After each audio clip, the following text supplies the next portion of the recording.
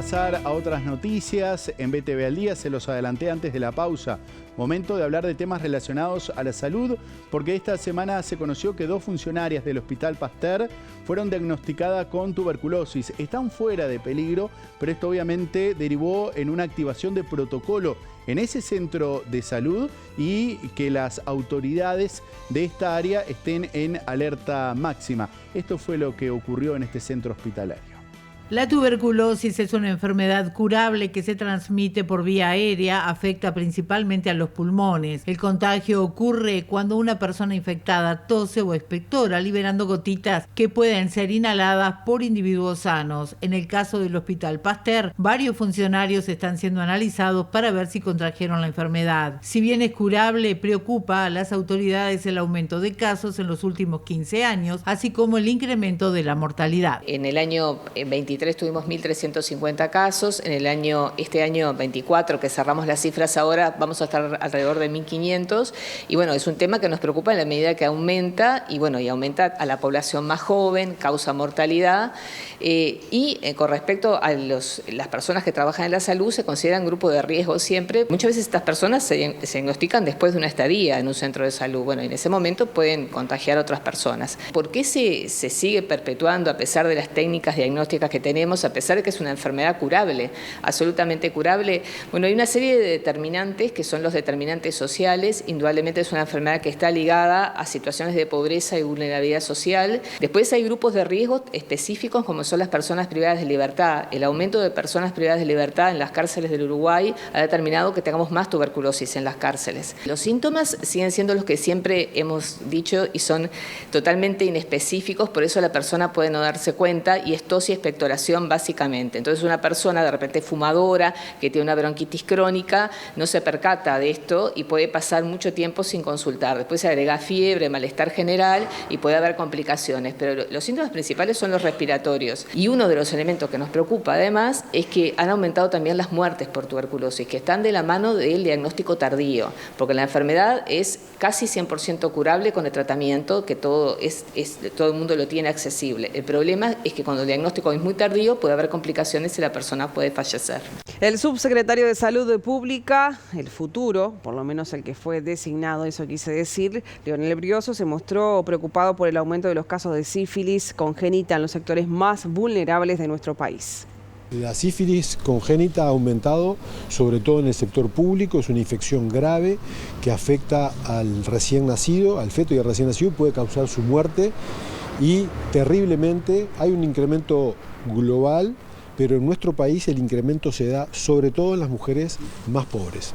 Eso es una gran injusticia en términos reproductivos, que se acompaña con otros indicadores que también hemos estudiado, como el aumento del parto de pretérmino, también en el subsector público con respecto al privado, es un gran problema de salud, y el aumento también de la mortalidad infantil, es decir, la muerte desde el nacimiento hasta el primer año de vida, que sigue siendo el doble en el sector público y el privado. Todo esto genera lo que nosotros hemos planteado como una gran injusticia en términos reproductivos y de la primera infancia, que hay que revertir. En la sífilis específicamente no es tanto el tema de los controles, sino que las mujeres de manera responsable, cuando se hacen el diagnóstico, se tratan, pero son recontagiadas por su pareja o parejas sexuales. Son los hombres los que no nos tratamos. Somos verdaderamente los hombres los responsables de esta epidemia silenciosa, y para eso hay que generar un conocimiento público, campañas a nivel público masivo, cambios en las pautas asistenciales. Nosotros hemos trabajado mucho en el Pereira Rosell, donde está la sede de nuestra clínica ginecológica de la facultad, para darle continuidad a estas situaciones de máxima vulnerabilidad, porque estamos hablando de las mujeres que están en mayor situación de pobreza, que viven violencia basada en género, que muchas están en situación de calle o en los entornos, ¿verdad? Y hacia ahí tenemos que tener sistemas que den continuidad asistencial.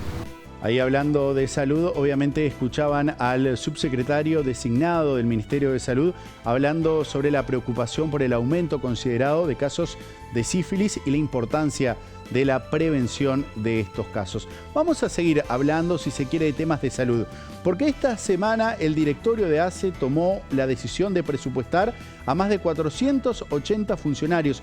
Generó polémica porque, según denuncian los representantes de los trabajadores y también los representantes de los usuarios, que hubo ciertos acomodos políticos y lo vamos a compartir. Pero también esta semana el presidente Lacalle Pou firmó un decreto que le da un aumento del 6% para los funcionarios públicos. El presidente de la República, Luis Lacalle Pou, firmó un decreto para aumentar el salario de los funcionarios públicos en un 6% para el año 2025. El porcentaje de ajuste previsto en este artículo se aplicará sobre las remuneraciones percibidas con cargos a créditos correspondientes a rentas generales, recursos con afectación especial y otras financiaciones dispuestas por leyes especiales vigentes al 31 de diciembre de 2024, debiendo el ajuste ser financiado con la misma fuente de financiamiento original, detalla la resolución. Esta suba del salario se determinó teniendo en cuenta una inflación anual proyectada del 5.2% para el presente año, más un correctivo por inflación que se estima del 0.56%. El Poder Ejecutivo detalló que este ajuste busca salvaguardar el poder adquisitivo de los trabajadores y la estabilidad macroeconómica del país, y que es preciso que los incrementos salariales guarden consistencia con la meta de inflación que tiene un rango del 3 al 6%. Desde la Confederación de Funcionarios del Estado indicaron a BTV Noticias que están conformes con la decisión del gobierno. El directorio de ACE, a pocas semanas de dejar su cargo, aprobó la presupuestación de 481 funcionarios que trabajan en el prestador de salud público, del cual el 84% son trabajadores asistenciales y 16% funcionarios de apoyo de trabajo administrativo. Nosotros durante estos 5 años hemos tenido un crecimiento potencial de nuestros servicios y esto va acompañado, si uno ven la cantidad de médicos que generalmente son mayoritariamente los que son contratados por comisión de apoyo. Muchos de estos, no tengo el porcentaje exacto, son funcionarios que ingresaron a comisión de apoyo y a patronato antes del 2019. Tenemos casos de funcionarios que tienen contrato del 2009 y que ahora se están presupuestando. Es decir, que con total transparencia, esto es un derecho que tienen los funcionarios a través de una ley aprobada. El directorio de ACE tiene que aplicar la ley. La decisión no fue acompañada por los integrantes del directorio que representan a los usuarios y a los trabajadores, quienes se retiraron antes de la sesión al entender que se trata de un caso de clientelismo político, ya que varios de los presupuestados son personas de confianza de la actual administración. El artículo 482 de la rendición de cuentas del año 2023 permite que personas que fueron contratadas hace más de 18 meses por ambas comisiones pasen a integrar la plantilla de ACE. El presidente de la Federación de Funcionarios de Salud Pública, Martín Pereira, denunció en su cuenta de X que si bien se actuó dentro del marco jurídico, no es ético que se presupueste a los equipos de gestión. Marcelo Sosa rechazó estas acusaciones.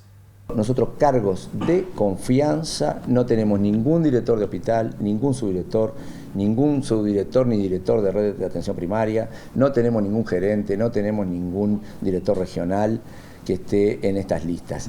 Y en el gobierno anterior se presupuestaron más de 160 personas de equipos de gestión.